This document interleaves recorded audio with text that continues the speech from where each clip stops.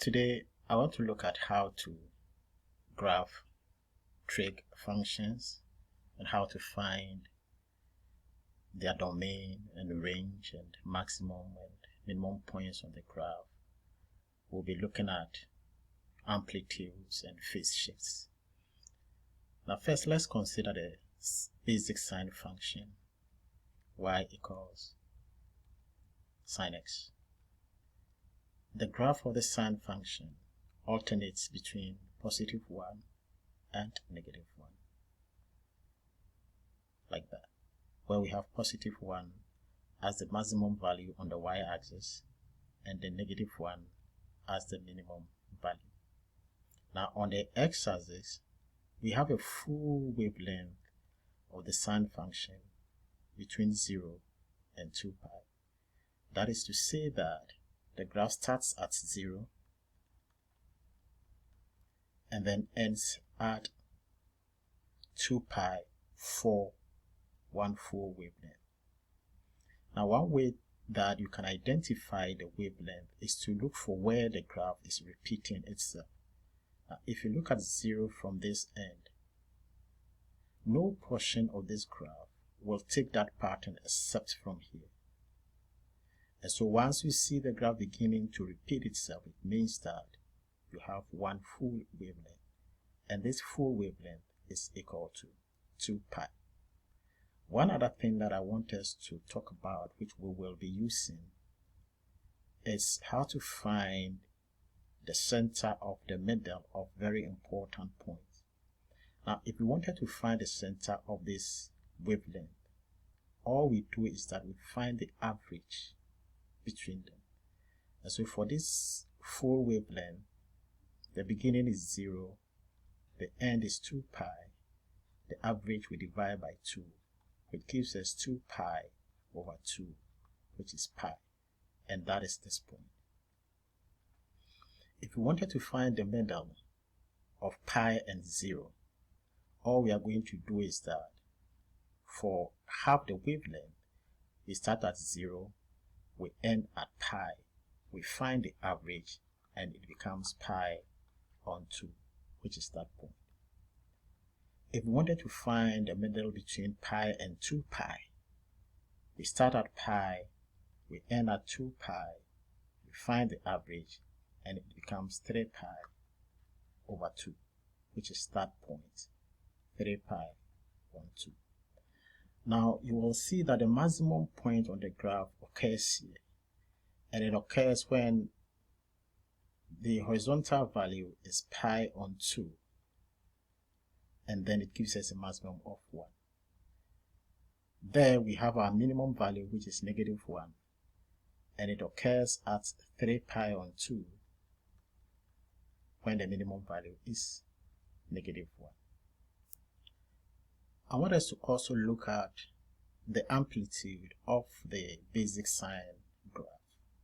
The amplitude is defined as the average of the distance between the maximum and the minimum point. Now this is our minimum point and that is our maximum point. The distance between them is 1, the maximum minus the minimum, which is negative 1. And the average distance is divided by 2. Now this is going to give us 2 over 2, which is 1. So the amplitude of the sine function A is equal to 1. And so for example, if you are given y is equal to 2 sine x, when you graph this, it is going to be between 2 here and then minus 2 there. And the amplitude is going to be 2 minus 2 divided by 2, which is 4 over 2, which is 2. Given something like y equals 4 sine x, we cannot continue to find the amplitude by always subtracting the minimum from the maximum and dividing by 2 to give us 4. You can see that the amplitude is always the coefficient of sine x. So generally, when you have y equals a sine x, the amplitude is the absolute value of a. which is A. That is to say that when we are talking about amplitude, we consider only positive values. And so if I give you y equals minus 5 sine x, and I asked you to find the amplitude A is 5. If you have y equals 1 over 2 sine x, the amplitude is equal to 1/2. For example, in the sketch above, the amplitude of the sine graph y1 is going to be 0.8. We see that this is the same as 0.8 minus 0.8 over 2. And when you find it, you'll get 0.8. The amplitude of y2, and so the amplitude becomes 9 minus 3 over 2, which is 6 over 2, and that is 3. Now, given the sine function, the basic sine function, if you wanted to find the domain, you will see that the graph takes all x values. So the domain of the sine function is from negative infinity to positive infinity, right? Or we'll say that x is such that x belongs to the set of all real numbers. The range is given by the y values on the graph. And so the range is between negative 1 and positive 1. Or we'll say that y is such that negative 1 is less or equal to y, and y is less or equal to positive 1. That is to say, y is between negative 1 and positive 1, and so that is the range. Now, we can adapt the techniques that we use to graph the basic sine function y equals sine x for several sine functions. Let's consider y equals 2 sine x. Now, we know that sine of 0 is equal to 0, right? And so 2 sine of 0 just becomes 2 times 0, which is 0, which we have here. Now, sine of pi on 2, which is sine 90, is equal to 1. So 2 sine pi on 2 is 2 times 1, which is 2. So that becomes 2. Sine pi is 0, and 2 times 0 is 0. Sine of 3 pi on 2 is negative 1, and 2 times negative 1 is negative 2. And lastly, sine of 2 pi is 0, and 2 times 0 is 0. And so we have the values for 2 sine x as shown here. Now, if we wanted to draw the graph from 2 sine x, therefore, we just realized that for sine x, the maximum value is 1, but for 2 sine x, the maximum is 2. The minimum for sine x is negative 1, and the minimum for 2 sine x is minus 2. And so all we are going to do is increase our maximum to 2 and decrease our minimum to negative 2. And the sine graph is going to move between this. And that's all. And so this is the graph of 2 sine x. The graph of sine x is going to tend at 1. This graph of sine x is going to tend at 1, right? And then it will tend at negative 1. Let's assume negative 1 is somewhere here, and then it will go. And so that is what it does. Now the amplitude is 2, as we know. The domain is still between negative infinity and positive infinity. But our range this time is going to change. It's from negative 2 up to positive 2. That is the value, the maximum value on the y-axis. And then the minimum value that is going to give us our range. Now we can draw these graphs without resorting to a table of values. Now we know that when we are given y equals 1 over 2 sine x, this is the maximum the graph can go. And so all you are going to do is to sketch your sine graph to move between 1/2 and -1/2. And that's it. Now if you were drawing y equals 5 sine x, all you are going to do is that you are going to move between +5 and -5. And so this is the maximum you can go 5, and that is the minimum you can go -5. And so generally, when you are given a function, a sine function, in the form y equals a sine theta, all you do is you move between a and -a, where a is your positive and then -a is your negative on the y-axis. Let's assume we wanted to draw the graph of y equals minus sine x. We can still use the graph of sine x to do that. Now, the graph of sine x is that way.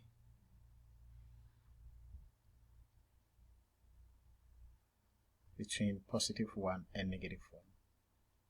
Now, if you look at the table, you can see that sine pi on 2 or sine 90 is 1. And so negative sine 90 becomes -1. And then sine 270 or 3 pi on 2 is -1. And then negative sine 3 pi on 2, which is for the negative sine x, becomes positive. And so sine 90, which is giving us +1, becomes -1 for the negative sign. And so this is how our negative graph is going to look like. And so for negative sine x, all you do is that you reflect the graph of sine x in the x-axis. So the x-axis becomes a mirror, and the negative graph becomes just the image of the positive graph in the mirror line. And so if I give you something like y equals -2 sine x, and I asked you to sketch this, you can first sketch the graph of y equals 2 sine x, which let's assume it goes this way, where this is 2 and that is -2. Then for the graph of -2 sine x, just reflect it that way. So that is going to be the graph. So this is the positive graph, and that is going to give you your negative graph. As an example, let's graph y equals -1/2 sine x. All you do is, you know that sine x goes this way. And because we have 1/2 here, the maximum value is going to be 1/2, and the minimum is going to be -1/2. To get, this is y equals sine x, 1/2 sine x. To get the graph for minus sine x, just move in the opposite direction. So we are going to get this.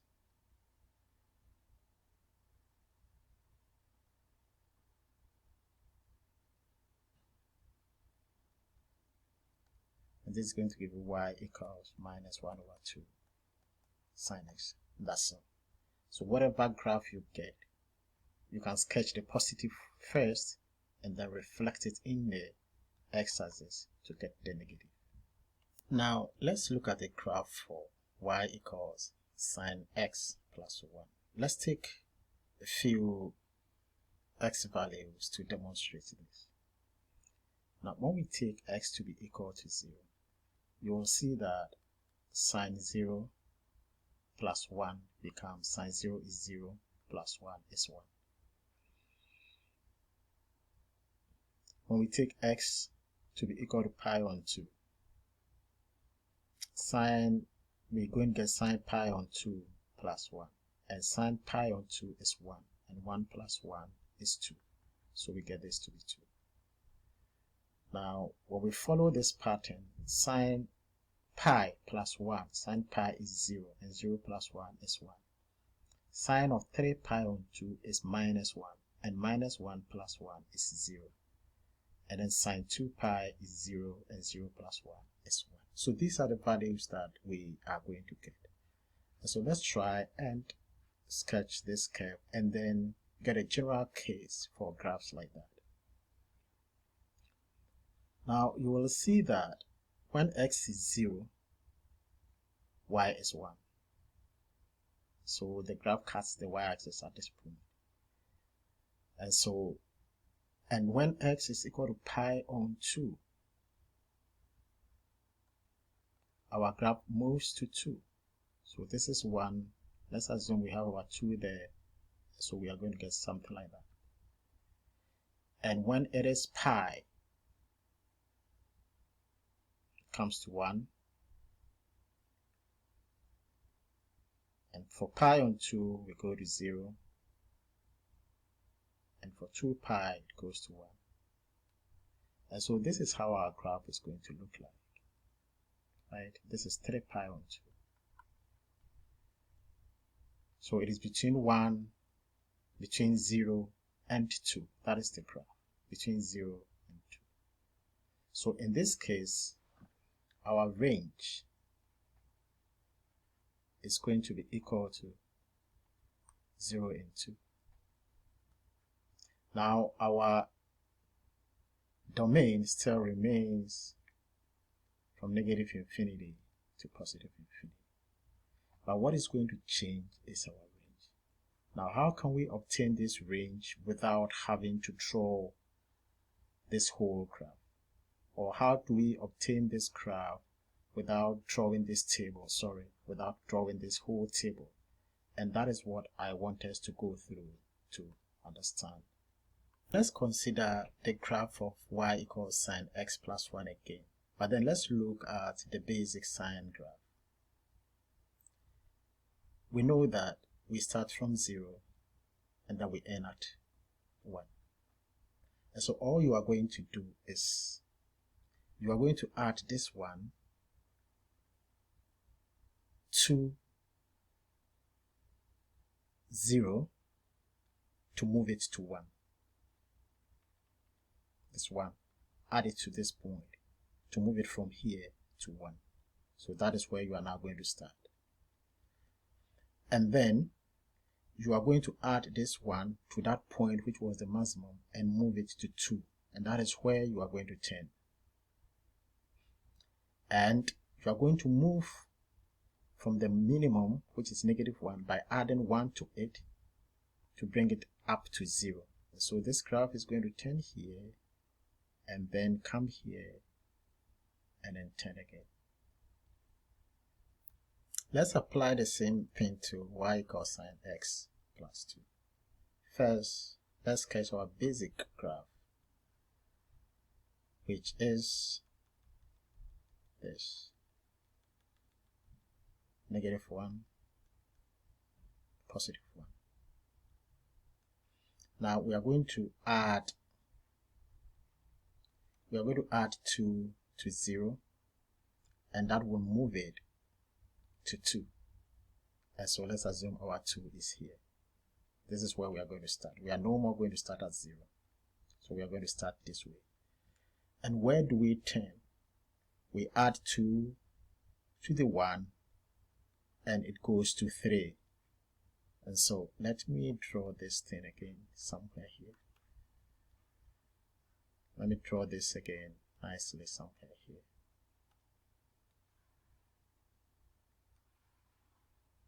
So this is our basic graph. That is negative 1, that is 0, and that is 1. Now this is what we are going to do. Add 2 to 0, it will move it to 2. So this is where we are going to start. We are no more going to start at 0.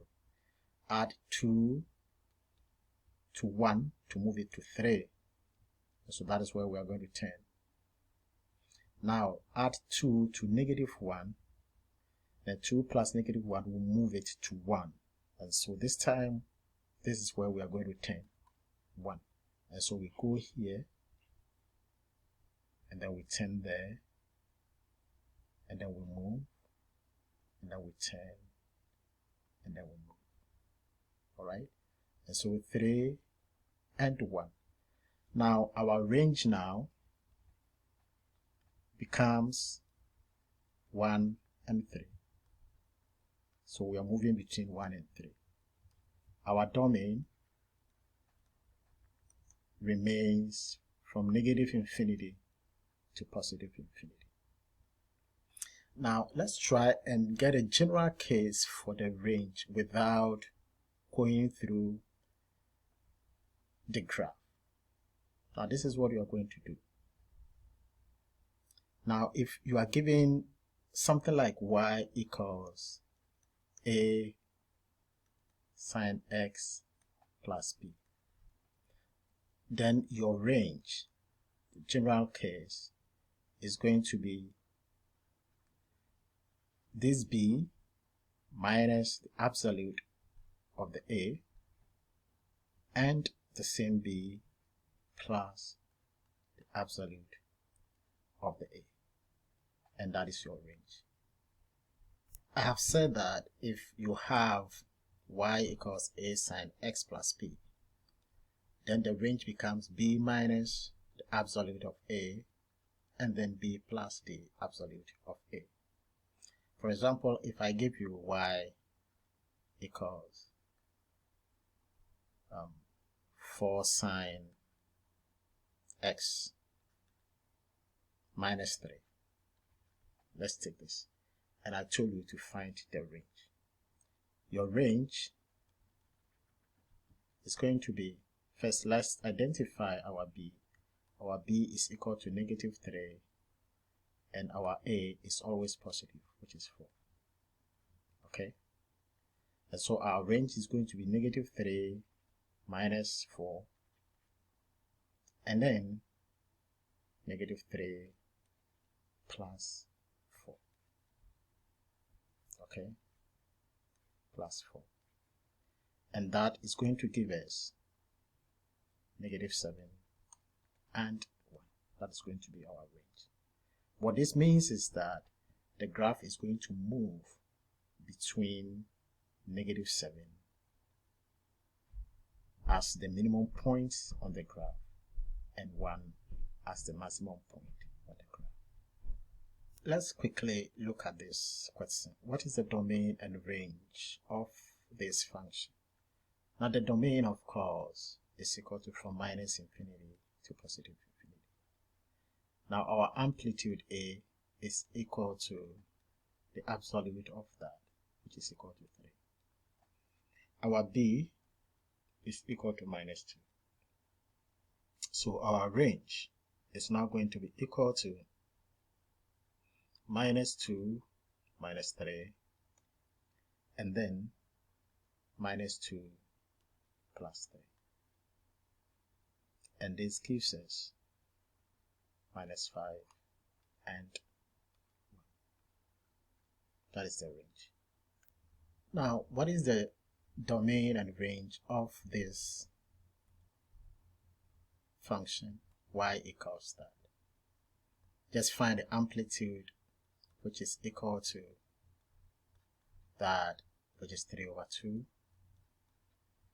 Now your b in this case is equal to 2.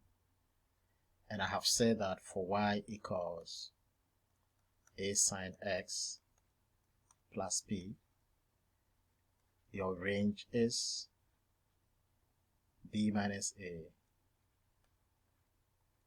and b plus a. And so in this case, we are going to get our range, let me write it here, to be equal to b is 2, so 2 minus 3/2 and 2 plus 3/2, which eventually gives our range to be 4 minus 3 over 2, which is 1/2, and 4 plus 3 over 2, which is 7 over 2, or 0.5 and 3.5. That is our range. Now let's try and sketch this graph without using a table of values. First of all, what we need to do is to find the maximum y value on the graph. So let's call that maximum value, and as we know, it is going to be 3 plus 2, which is equal to 5. And then the minimum y value on the graph is going to be 3 minus 2, which is equal to 1. That is to say that our range is going to be from 1 to 5. Then let's find out where the graph starts on the y-axis. Now let me explain this. You know that the sine graph starts from here. Even if we have 2 sine x, it is still going to start from here, except that it's going to go up to 2. But then because of this 3, the graph is no more going to start at 0. It is now going to move to 3. So this is where the graph is going to, it is now going to start at 3. And so our graph is going to start somewhere here. Let us assume that this is our 3. So this is where the graph is going to start. We are no more going to start there. We are going to start at 3. Alright? And so this is where the graph starts on the y-axis. And so let's go ahead and draw this. Let's assume we have our x here, and let this be our 1, let this be 2, 3, 4, and 5. That is our maximum, and this is our minimum, and this is where we are going to start the graph. So we are going to go this way, we are going to come that way, and that. Okay. And if we were drawing a sine curve, basic sine curve, we know we are going to get something like that. Right? And so this place, let's do this well, please. So we are going to get something like that. Okay. So this is our pi on 2. If this was, okay, let me give you an imaginary x-axis. So this is going to be, and take off this,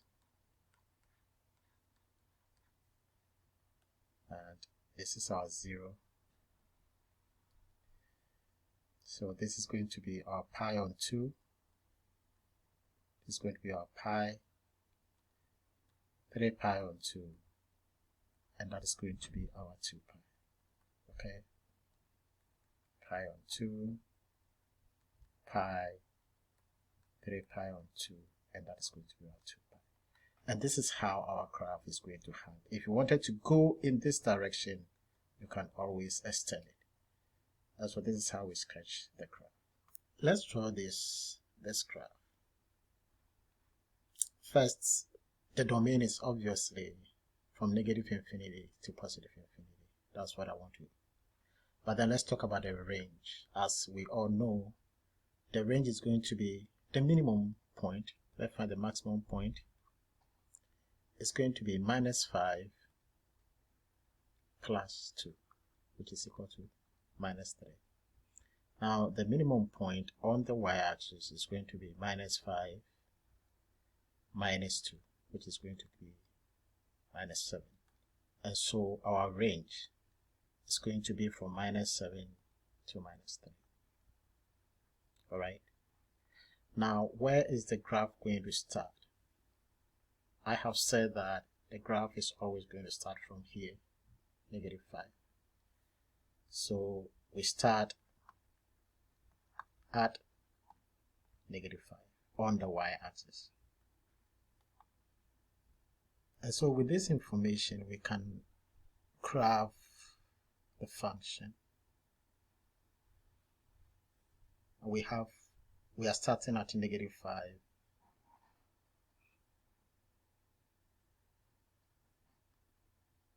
Let's assume this is at -5. The maximum will go is -3. The minimum that we will go is -7. And so our graph is going to look something like that.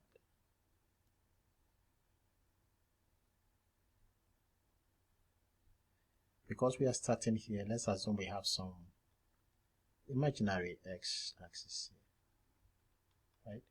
So that is going to be our pi on 2. That is going to be our pi.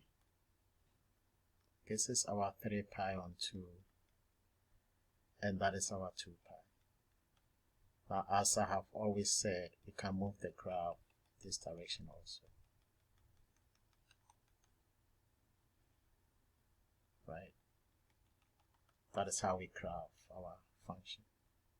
Let's assume that this time we want to graph y equals -2 sine x minus 5. Remember I told you that if you wanted to graph y equals minus sine x, all you do is to graph y equals sine x and then reflect it. Reflect it that way. And the same thing applies here. In our previous example, we said that our range is going to be -7 and -3. And then we are going to start at -5. And so all you are going to do is, if you assume that you are starting at -5, and then the maximum you can go is -3, and the minimum you can go is -7, then you can have some, let's assume that some imaginary x-axis here. And so we can begin to draw our graph. Okay. Now the negative of that graph is this. And so we come this way.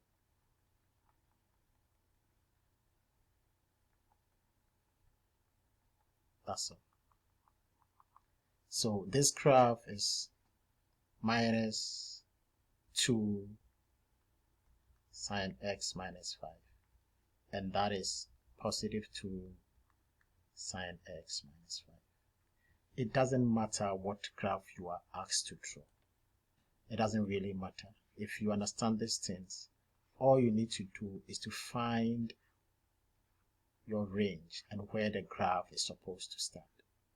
And so, for example, let's assume that this time this is plus. Okay, if this is plus, then it's going to be 5 plus 2, right? Which is 7. And then our minimum is going to be 5 minus absolute 2, which is 3. And so now our range is going to change from 3 to 7. That's all. And we are going to start at 5. We are going to start at 5. And when this happens, all you are going to do is that you are going to draw the positive graph first, which is going to look something like this. Let's assume this is our 0 axis. We are going to start, this is 1, 2, 3, 4, 5, 6, and let's assume this is 7, this is 5, and that is 3. So we are going to start at 5, and then we'll go to 7, we'll come down to 3, and then we'll move to 7, and then we'll come down to 3. And let me put some imaginary x-axis here. Alright, now we want the negative that, so all you are going to do is to reflect this. And so this is the graph that we are actually looking for.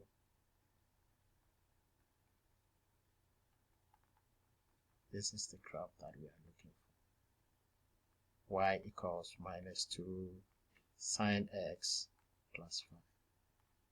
And that's it. Alright. Now, in this video, we looked at how to graph the basic sine function y is equal to sine x. We looked at how to modify this to something like 2 sine x, something like minus 3 sine x. We also looked at where you have sine x plus maybe 1, how to graph this.